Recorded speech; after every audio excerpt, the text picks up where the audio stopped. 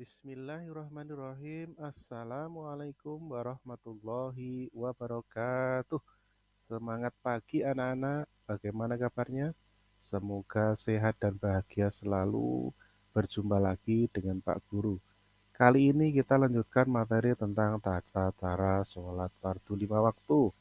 Sebelum kita membahas tentang tata cara sholat fardu lima waktu, tidak ada salahnya kita paham dulu apa itu sholat. Sholat yaitu doa, yaitu suatu ibadah yang terdiri dari beberapa ucapan dan perbuatan yang diawali dengan takbiratul ikram dan diawali dengan salam.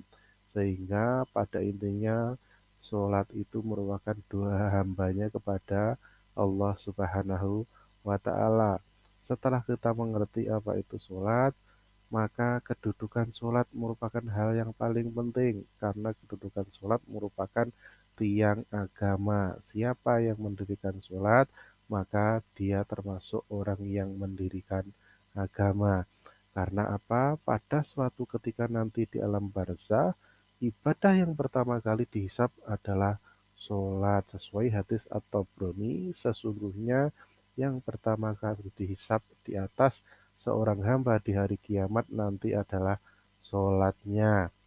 Dari situ kita dapat mengambil kesimpulan dan hikmah bahwa sholat dapat mencegah perbuatan keji, mendidik menjadi pribadi disiplin, melatih menjadi pribadi tangguh, muslim yang mempunyai derajat tinggi, melatih hidup secara tertib, mengajar sifat tawadhu, dan meningkatkan kesehatan jasmani dan rohani secara optimal.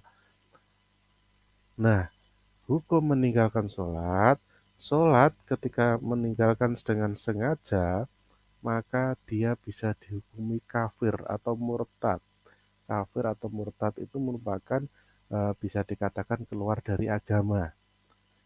Sehingga meninggalkan sholat tetapi masih mengakui kewajiban sholat tersebut disebut kafir amali. Meninggalkan sholat dengan tidak sengaja wajib menunaikan sholat yang telah terlupa. Nah, di sini syarat-syarat sholatnya sudah jelas, yaitu Islam, berakal, baligh, suci dari hadas besar dan kecil. Itu merupakan syarat-syarat wajib sholat. Selain orang Islam tidak wajib sholat. Nah, syarat sah sholat yaitu sudah masuk waktu sholat, suci badan, pakaian, tempat sholat dari hadas dan najis, menutup aurat dan menghadap kiblat.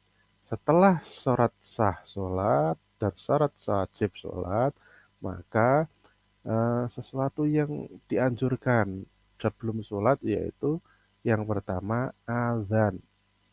Jadi setiap kita melakukan sholat untuk sholat jamaah di masjid itu juga harus melakukan satu azan, yang kedua iqomah, sehingga nanti sholatnya menjadi lebih afdol. Nah, di sini kita masuk materi, yaitu mengenai tata cara sholat. Yang pertama, berdiri tegak menghadap kiblat sesuai gambar. Perhatikan gambar ya anak-anak. Setelah berdiri tegak menghadap kiblat, maka takbiratul ikram, yaitu mengucap Allahu Akbar. Setelah takbiratul ikram, membaca doa iftitah. Ya, saya rasa anak-anak semuanya sudah hafal ya, sesuai gerakannya.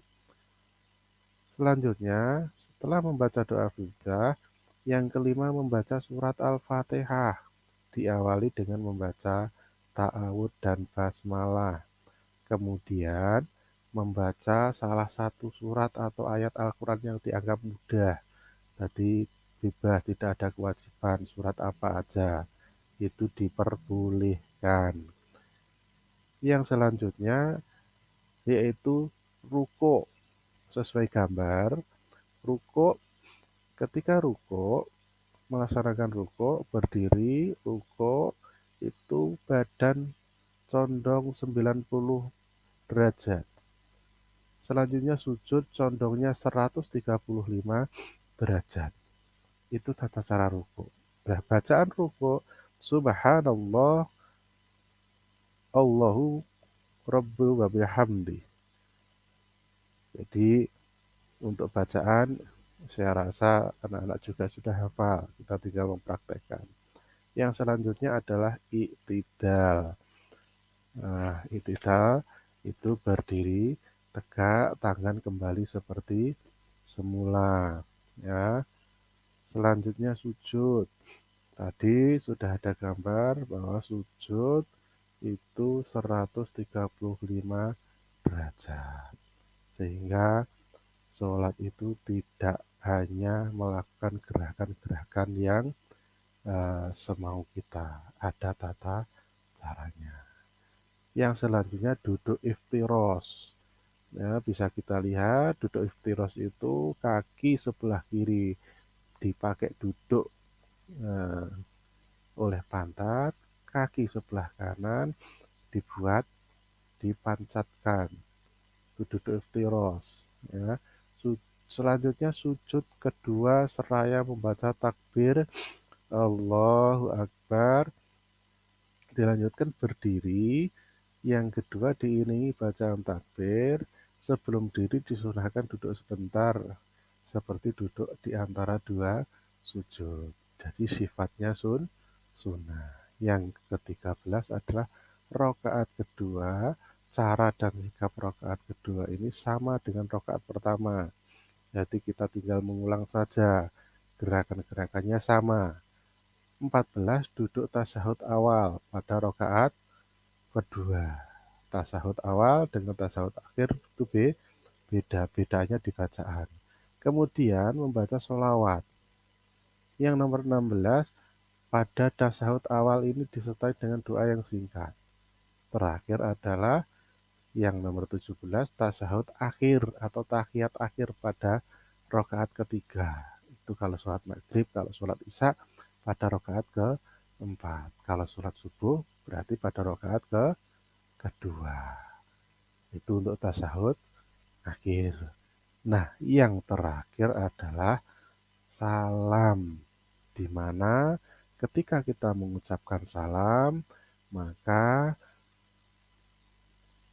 kepala kita tengokkan sedikit ke kanan, seraya melihat ke kanan kita.